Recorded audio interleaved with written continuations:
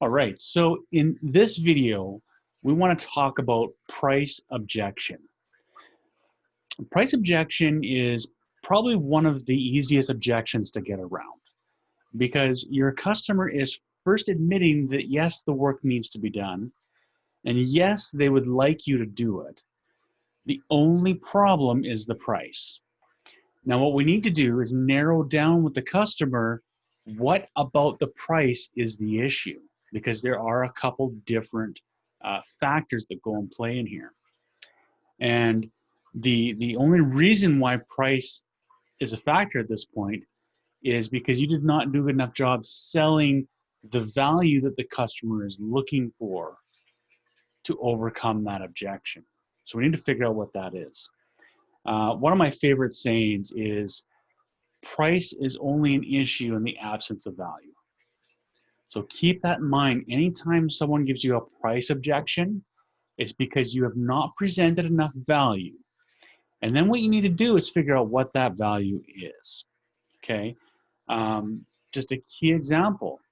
There are people who maybe shouldn't, but would way rather spend the money on that Starbucks coffee versus McDonald's because they see value in it. There are people who are die-hard Mac fans. I don't know why, but they are, and they will spend 3 to 4 times more on a Mac than a PC because of the value. It's still a computer. It still does the same thing in our eyes, right? It's the same thing in automotive repair. On the outside, it looks like if I get an auto repair at any shop, I'm getting the same thing, aren't I? Wrong. So we need to figure out what the value is to present it to them so that they will overcome that price objection. So some questions that you can ask right at the beginning when someone kind of hums and haws and they say, that's just too much. Just ask the simple question, well, why do you think that's too much? And what you're doing is hoping to pull out an answer that's going to help you. They might respond with, well, I just don't have enough in my bank right now to cover this. I don't have it in my funds. Okay, great. How do you overcome that objection? Hey, we offer financing. Bang, right? You're able to overcome that objection quite easy. They might say something like, well, I just had the service done on my wife's vehicle and it was about 30 or 40% less. Okay, now you can cover that objection. Well, that's a different vehicle. It's been designed and engineered different. Um, you know, on this job, there's all these parts in the way on your vehicle, the way your vehicle is designed that have to be removed to get those spark plugs or whatever it is.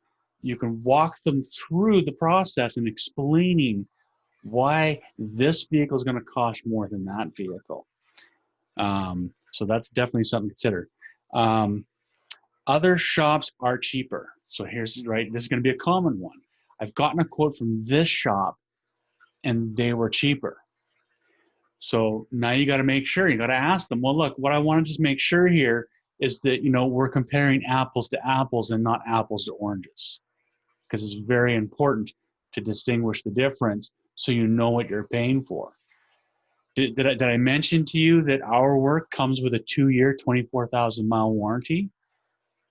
Does the other quote, do they do that for you? That's important. You want to make sure that, you're not going to be broken down in 6 months because of a faulty part or the job wasn't done right. We will back up the work that we do.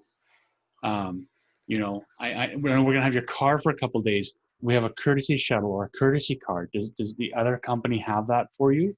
Because we want to make sure that you're not inconvenienced from this repair that we need to do.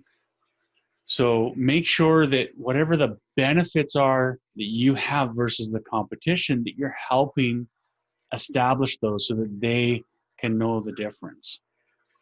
Another thing is explaining your process when they just don't understand and they're just like, well, it's just a lot more than I thought it would be.